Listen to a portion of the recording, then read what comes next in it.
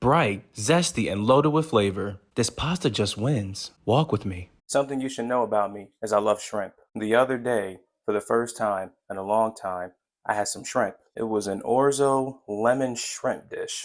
I don't know why I had to mention it was a shrimp dish when I just said we're making shrimp and you can see it in a bowl. Anyways, yours truly made it and it came out delicious. Now, if you're wondering why I'm seasoning and I'm not listing what I'm using, it's because I'm yapping right now. What you've seen me add so far is lemon pepper seasoning, pepper, and some Cajun seasoning. Now, I will say about this lemon pepper seasoning, we are doing it to really reinforce that lemon flavor. This is garlic powder because I cannot make anything without garlic powder. But don't go too crazy on a lemon pepper seasoning because there are other things in lemon pepper seasoning outside of lemon. And if you OD on it, it's not going to be good. To me, shrimp doesn't need to be too crazily seasoned like that.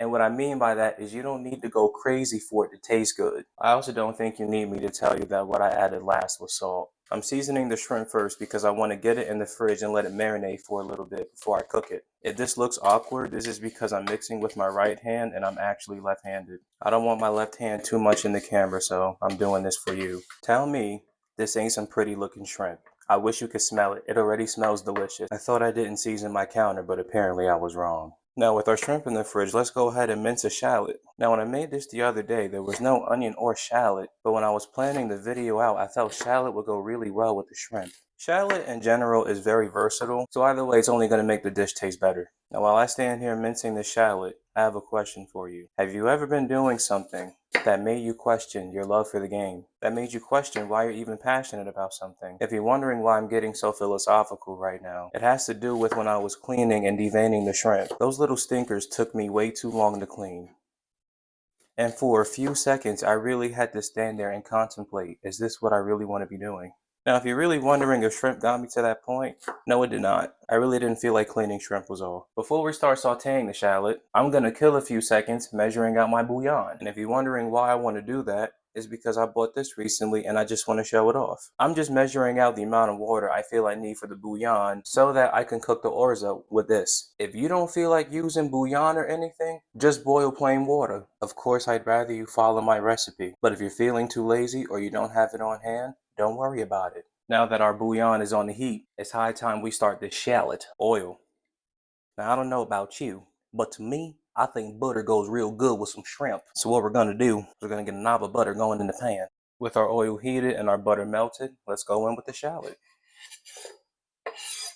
These won't need long to saute and to soften, so please keep your eye on them. While the shallot sautés, I want to quickly tell you about this garlic. When I was doing my research for the recipes never really mentioned more than a couple of cloves of garlic. That's just not good enough. These should be 9 cloves of garlic because I love garlic. And if you're too much of a scaredy cat to use that much garlic, that's completely okay. Do what makes you feel comfortable. With our shallot nicely softened, in goes the garlic. And the wonderful thing about using all this garlic is just in case your neighbor turns out to be a vampire, this will keep them away. Now, it may not look like much, but if you've ever sauteed onion with garlic or shallot, you know just how good my kitchen smells right now. The garlic has sauteed, it smells fragrant, it smells delicious, it smells nicely toasted. Now let's go in with the shrimp.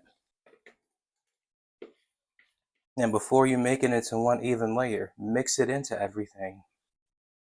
Do it carefully, don't get everything on your counter like me. Now let me tell y'all something. The look and the smell. Honestly, I really don't know what gets better than this combination. Now once your shrimp is in the pan, you're not going to want to flip it until the bottom turns opaque. Yes, we're still here. Yes, you're still looking at it because damn it, it looks delicious.